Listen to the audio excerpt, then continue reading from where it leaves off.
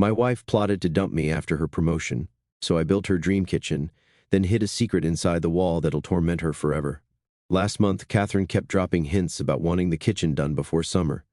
I noticed she'd been acting differently lately, staying late at work, being glued to her phone, taking calls in another room, typical suspicious behavior, but I chalked it up to stress from her upcoming promotion. Stupid me thought finishing the kitchen would make her happy, show her I was invested in our future. So, last Saturday I started tearing out the old vinyl flooring, nasty stuff from the 90s that was peeling at the edges. The plan was to install those vinyl planks that look like hardwood. Catherine had picked the color herself, all excited about how it would match the new backsplash we'd chosen. I'd already finished most of the demo work and was starting on the plumbing under the sink, adjusting some pipes to fit the new cabinet depth. I was lying on my back, half inside the sink cabinet with my tools spread around me, when I heard the front door open. Catherine wasn't supposed to be home until after lunch. She'd gone for brunch with her sister Helen. They came in, laughing about something, clearly not expecting me to be within earshot. I was about to call out when I heard Helen ask, "Have you told him you're moving out next month?" My whole body went cold, like someone had dumped a bucket of ice water down my spine. I froze, wrench in hand, barely breathing. Catherine's laugh made me sick to my stomach. "No way," she said. "I need to secure my promotion first, then take half the accounts." Her voice had this tone I'd never heard before, calculating, cold. "The timing has to be perfect. If I leave before the promotion goes through, I might not get it. But once I do, that's an extra $20,000 a year in my pocket." Helen asked if she was worried I'd figure it out. Catherine just scoffed. Said I was too busy playing with my tools to notice anything. Said I was predictable, that I'd be crushed but wouldn't fight back. Then they started discussing the logistics.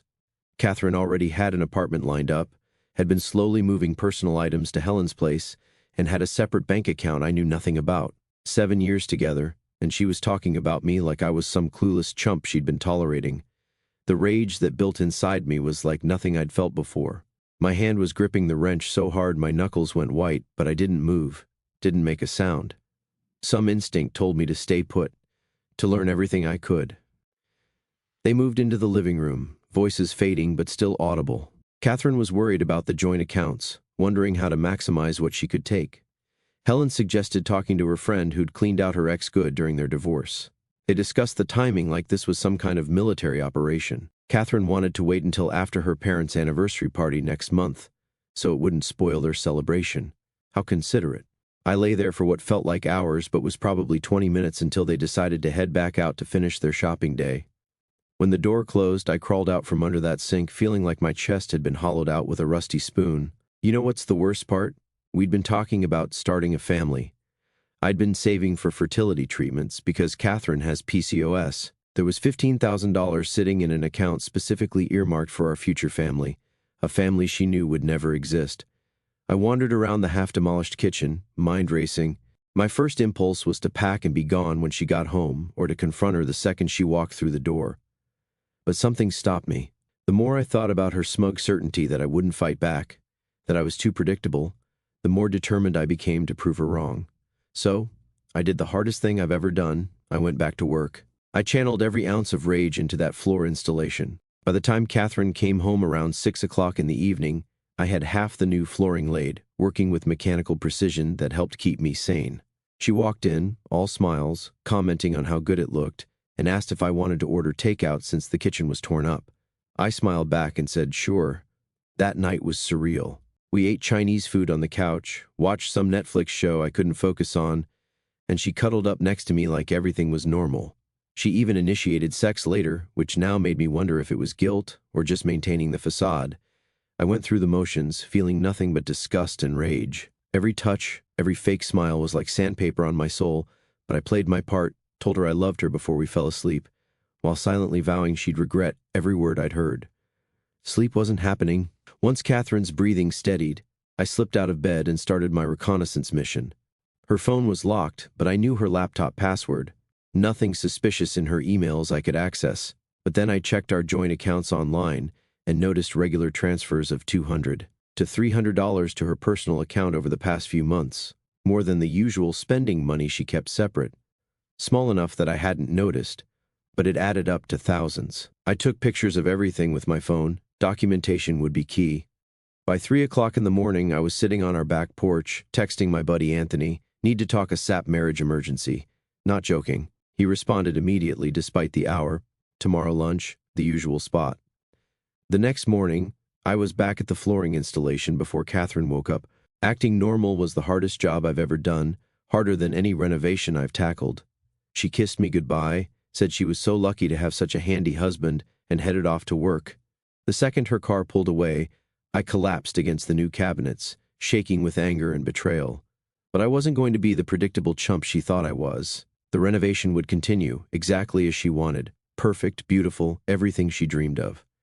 And while I worked, I'd build something else too, the perfect plan to make her regret ever thinking she could discard me like outdated vinyl flooring. By Sunday night, I'd finished most of the floor installation. The physical labor helped me process the shock. Every nail I drove in was like securing a piece of my resolve. Every measured cut was a calculated step in my emerging plan. Catherine was all compliments and affection, even brought me a beer while I worked and talked about how excited she was for the finished kitchen. Monday was when things really started shifting into gear. Lunch with Anthony was exactly what I needed. We met at our usual sandwich spot, and the second I told him what happened, he went from concerned to furious on my behalf. "You got to hit back harder than she expects, man," he said between bites. "She thinks you're predictable? Show her how wrong she is." We spent the lunch break outlining what I needed to do, separate finances, document everything, consult a lawyer before she had a chance to. Anthony's brother went through a nasty divorce last year, so he had the playbook ready. "Don't show your cards too early," was his main advice. "Get everything lined up first. The element of surprise is your only advantage right now."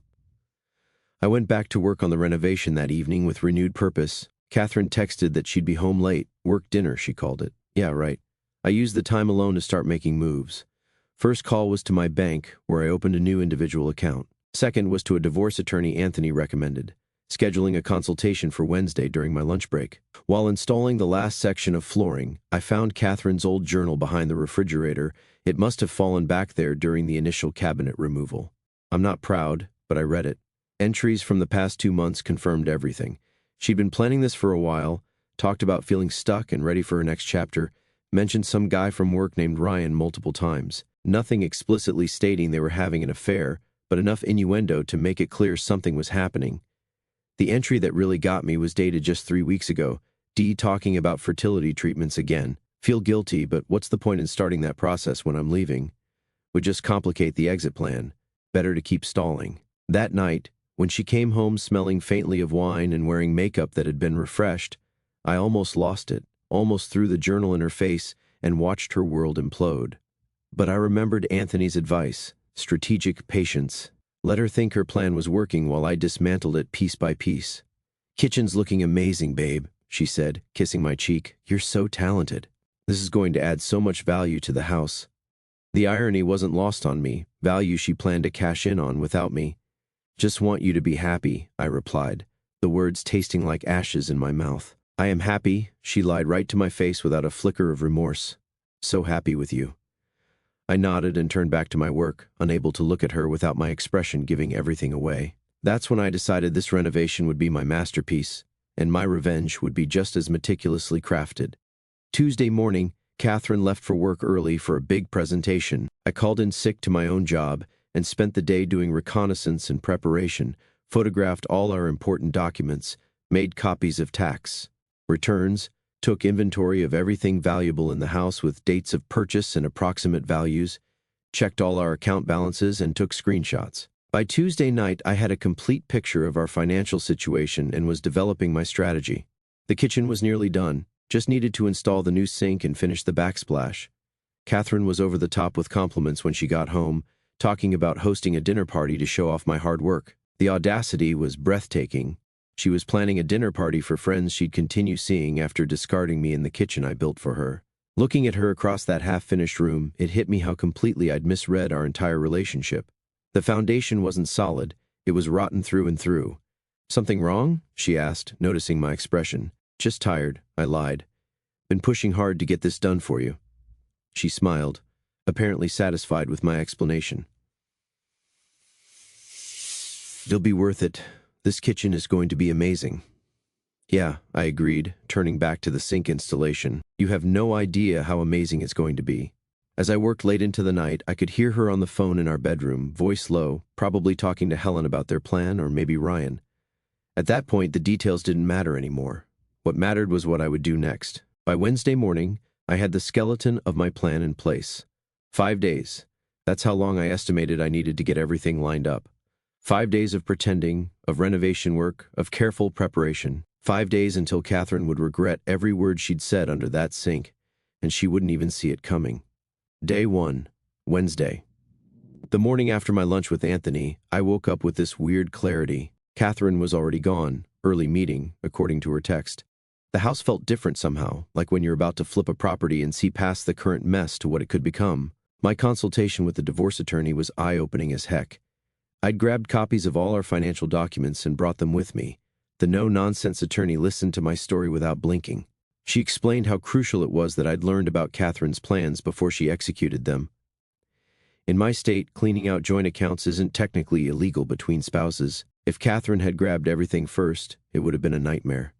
That afternoon, I opened a new individual account at a different bank. Then I moved exactly half of our joint savings, $37,000, not a penny more than my fair share. I wasn't going to play dirty like Catherine planned to, but I wasn't going to be a doormat either. When I got home, I went straight back to work on the kitchen. The backsplash tile was a complicated herringbone pattern Catherine had picked out, labor-intensive as heck, but it would look amazing. Catherine came home around 7, carrying takeout again. She mentioned her promotion might come through earlier than expected. That set off alarm bells immediately. According to what I'd overheard, her exit strategy was tied to that promotion timeline. She showed me some shoes she'd bought online, 3rd pair this month. The old Catherine was careful with money. This new Catherine was living like the joint accounts were already hers alone. Once I heard her go upstairs, I texted Anthony an update. He replied immediately, "Good first steps. Tomorrow we go nuclear on Operation GTFO. Day 2, Thursday, Day 2 was about documentation and intelligence gathering. Yeah, I know how that sounds. But when your wife is plotting to clean you out, you get intense about this." I took photos of everything valuable in our house before Catherine was up, made a spreadsheet noting when each item was purchased and by whom. While Catherine was in the shower, I quickly checked her planner. There it was. Meeting with Janine. At 1 o'clock in the afternoon, Janine was her friend who'd gone through a divorce, the same friend who, according to Catherine's sister, had cleaned out her ex good. Around noon, I installed one of those parental monitoring apps on our shared laptop. Catherine used it more than I did, and I needed to know what she was planning. By mid-afternoon, I'd finished the backsplash and was installing the new cabinet handles, matte black ones Catherine had picked out that cost way more than they should have. Anthony came by after work with beer and pizza. We sat on the back deck where neighbors couldn't overhear, and I brought him up to speed. I asked if I was overreacting. Anthony just gave me this look like I was being the world's biggest dumbass. He reminded me about her secret bank account, the planned apartment, the hidden moving of personal items to her sister's place. When we heard Catherine's car in the driveway, Anthony left through the back gate. Catherine walked in, almost giddy. She came up behind me, wrapped her arms around my waist, and said the promotion was basically a done deal. She should have the official offer by Monday or Tuesday next week. That night, as we lay in bed, Catherine snuggled up against me like everything was normal, asked if the kitchen would be done by Saturday for a potential get-together. I said it would be done tomorrow, actually, ahead of schedule. After she fell asleep, I checked the monitoring app. There were new emails between Catherine and Helen discussing the apartment lease. Catherine had signed it yesterday. Move-in date was set for exactly 4 weeks from then. Day 3, Friday. Friday was grind time. I had most of the kitchen done, but there were still finishing touches. Under-cabinet lighting, caulking, final paint touch-ups. First, I went to our safe and removed my grandmother's jewelry that Catherine sometimes wore. Family heirlooms that were never technically hers. I packaged them carefully and drove them to my parents' house. Next, I went to the bank and closed our joint credit card account, opened a new one in just my name with a different bank. While I was out, I called the fertility clinic and explained I needed to close our account. The $15,000 we'd saved would be returned within 5 to 7 business days. I gave them my new individual account number. Back at the house, I put the finishing touches on the kitchen. As I installed the last piece of molding, I felt this twisted sense of pride. I'd built something beautiful that she would barely get to enjoy.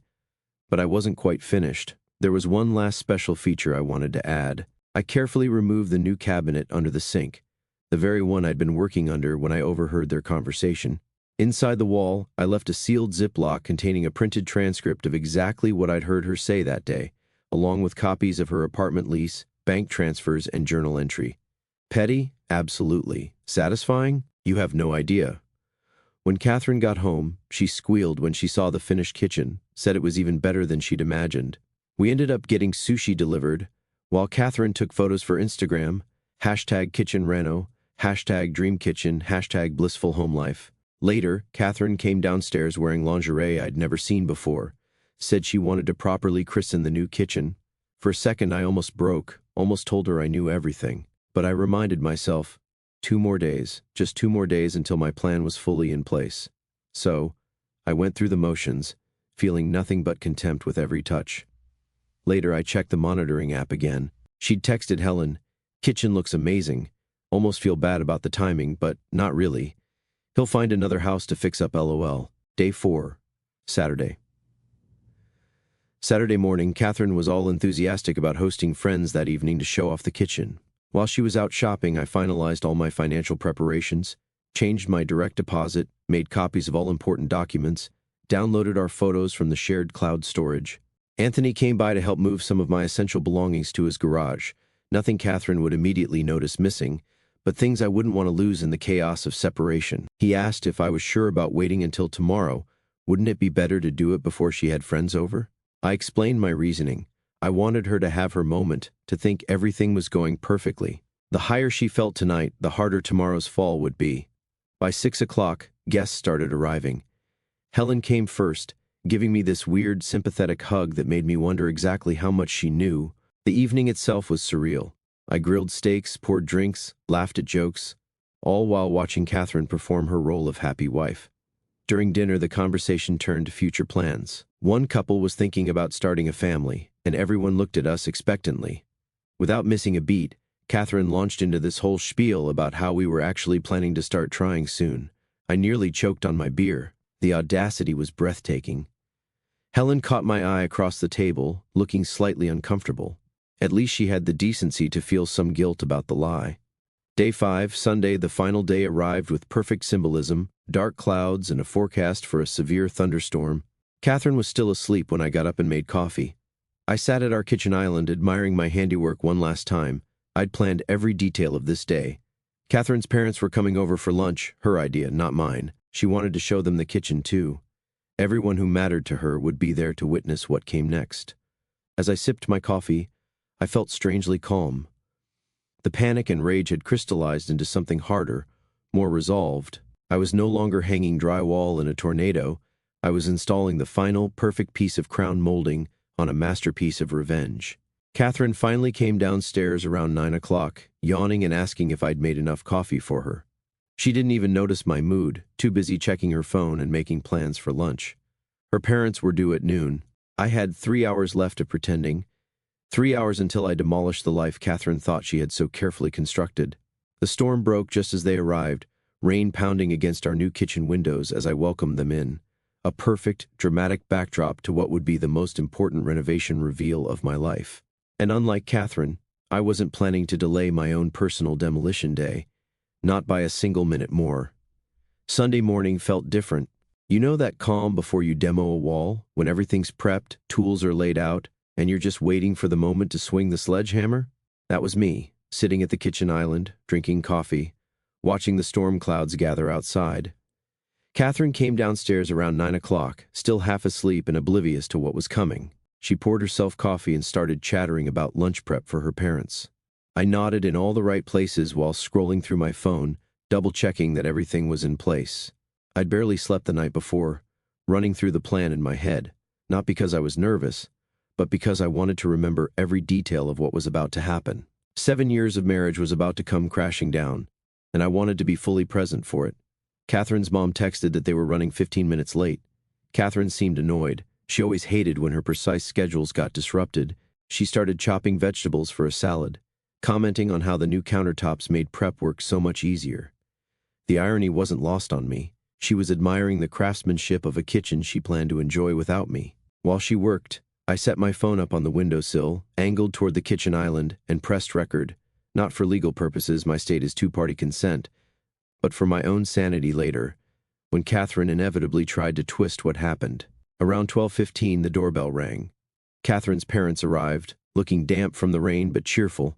Her dad, Tom, immediately commented on the exterior paint job I'd done last summer. Her mom, Diane, brought flowers for the table. Always thoughtful like that. I'd always liked Catherine's parents, which made what was coming even harder. Catherine led them on the grand tour of the kitchen, pointing out all the features, as if she'd built them herself. Her parents made appropriate noises of admiration. Tom asked about the cost, and Catherine waved it off, saying we'd talk numbers later. I almost laughed. She had no idea what numbers we'd actually be discussing soon. As Catherine finished the tour, Diane asked when we were having people over to see it. Catherine mentioned we'd already had friends over last night and was thinking of hosting her work team next weekend. I just smiled, knowing there wouldn't be any work team dinner next weekend. We all settled around the dining table for lunch. Catherine had made her mom's lasagna recipe, one of the few things she cooked well. As we ate, the conversation flowed naturally to Catherine's upcoming promotion. This was the moment I'd been waiting for. Catherine went on about how excited she was for this next step in her career, how it would mean more money for our future. She even reached over and squeezed my hand while saying it, the ultimate performance of loving wife. Her dad raised his glass in a toast to her success. Everyone clinked glasses, and in that moment of celebration, I decided it was time. After taking a sip, I set my glass down carefully and said I had an announcement too, something to add to the celebration. Everyone turned to me expectantly. Catherine had that look, half curious, half annoyed at having her spotlight interrupted. I smiled and said I'd discovered something interesting under the sink last weekend while doing the renovation. Catherine's expression didn't change, but I saw confusion flicker in her eyes. I pulled out my phone, tapped the screen a few times, and set it in the middle of the table. The recording I'd made began to play, Catherine and Helen's voices crystal clear. Have you told him you're moving out next month? No way. I need to secure my promotion first, then take half the accounts. I'd trimmed the audio to just the most damning 30 seconds. As it played, I watched the blood drain from Catherine's face. Her parents went completely still, forks frozen halfway to their mouths. When it finished, there was this moment of absolute silence, broken only by the sound of rain against the windows. Catherine's mom spoke first, her voice barely above a whisper, asking Catherine if that was really her on the recording. Catherine's face cycled through shock, embarrassment, and finally settled on anger. She turned to me, calling me every name in the book. How dare I record her private conversations? This was illegal. I was manipulating the situation, taking things out of context. I just sat there, letting her dig herself deeper with every denial. When she finally ran out of steam, I calmly told her I hadn't recorded their original conversation. I'd been under the sink, working, when they came in. I'd heard every word as it happened. Her dad pushed his plate away and asked Catherine if it was true. Was she really planning to leave? Had she already rented an apartment? Was she planning to clean out the accounts? Catherine started crying, not genuine tears, but the manipulative kind she'd used before when caught in lies. She claimed I was a terrible husband, that I'd been neglecting her for years, that I was emotionally unavailable, all these accusations that came out of nowhere. Her mom reached across the table and took her hand, asking why Catherine hadn't said anything to them about problems in our marriage. Catherine stammered something about not wanting to worry them, and I saw her trying to salvage the situation, to flip the script and make herself the victim. That's when I laid out everything else I'd discovered, the secret bank account, the apartment lease she'd signed, the jewelry and personal items she'd already moved to Helen's place, the texts and emails planning how to maximize what she could take from our joint finances. With each new revelation, Catherine's parents looked more horrified. Her dad kept shaking his head in disbelief. Her mom had tears streaming down her face. Catherine tried one last desperate angle, claiming there must be someone else. That's why I was doing this. I just laughed and pulled out my phone again, scrolling to show her the screenshots I'd taken of her texts with someone named Ryan from her work. Nothing explicitly stating they were having an affair, but enough flirty messages to make it clear something inappropriate was happening. Her dad stood up then. He's this old-school guy with a strong moral compass. He told Catherine he and her mother needed to leave, that they needed time to process all this. The disappointment in his eyes was devastating, not for me, but clearly for Catherine, who'd always been Daddy's perfect little girl. As they gathered their things, her mom hugged me and whispered she was so sorry. Her dad shook my hand firmly and said he'd call me later. Neither of them could look at Catherine. When the door closed behind them, Catherine's fake tears dried up instantly. She went into full attack mode, screaming about how I'd ruined everything, how I'd destroyed her relationship with her parents, how I'd never understand why she needed to leave. I just stood there, oddly calm, as she melted down. When she finally paused to breathe, I told her I had one more announcement. While she'd been planning her exit strategy, I'd been implementing mine. I explained that I'd already moved half of our savings to an account in my name only, that I'd closed our joint credit cards, that I'd contacted the fertility clinic and redirected the $15,000 we'd saved for treatments to my personal account, that I'd documented every valuable item in the house with proof of purchase and ownership. Her face went from angry to panicked as she realized what this meant. Her entire plan to blindside me and clean me out financially was completely derailed. She grabbed her phone, probably to check our accounts. Her hands were shaking so badly she dropped it twice before managing to log in. I watched as the reality hit her. Half our money was already gone, legally gone, moved to accounts she couldn't touch. That's when she switched tactics, suddenly sobbing, claiming it had all been a mistake, that she'd been confused and scared about our future, that Helen had been putting ideas in her head, that she'd never actually planned to go through with it. I asked about the apartment lease, the secret bank account, the items already moved to Helen's place. She had no answers. Then, in what I can only describe as peak desperation, she stepped closer, putting her hand on my chest, saying we could work through this, that she was sorry and wanted to try again, that the promotion would mean more money for both of us. I stepped back and told her I'd already consulted with a divorce attorney. The paperwork was ready to file tomorrow morning. I'd even been generous. I wasn't asking for alimony, despite the fact that I'd supported her through grad school in the early years of our marriage.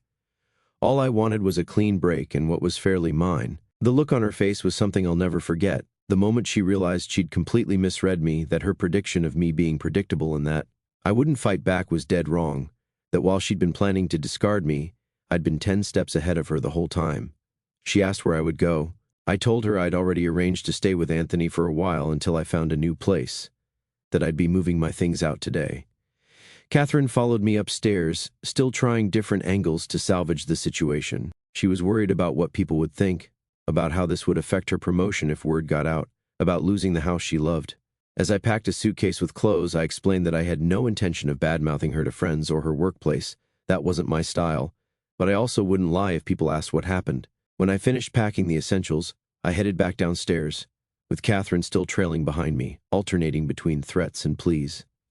I stopped in the kitchen for one final moment. I gestured around at the beautiful space I'd created and told her I'd left her one last surprise, something she wouldn't discover unless the kitchen was renovated again someday. I wouldn't tell her what it was, but it would serve as a time capsule of our marriage's end. The not knowing would drive her crazy, exactly as intended. Every time she used that kitchen, she'd wonder what message I'd left hidden in the walls, what evidence or words were sealed away behind the perfect backsplash tiles or under the sink cabinet.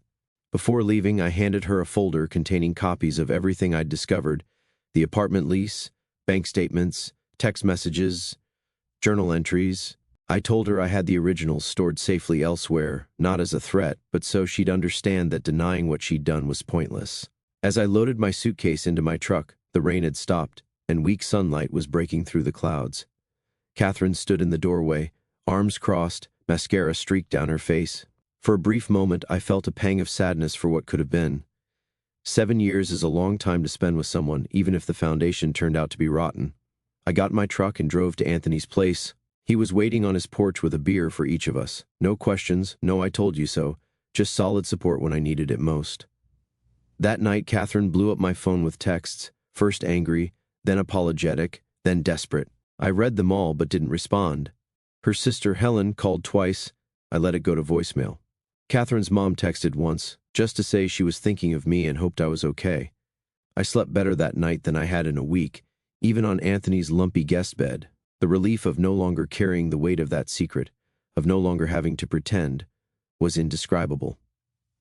Monday morning, my attorney filed the divorce papers. Monday afternoon, Catherine's promotion was officially announced. I saw it on LinkedIn. The timing couldn't have been more perfect.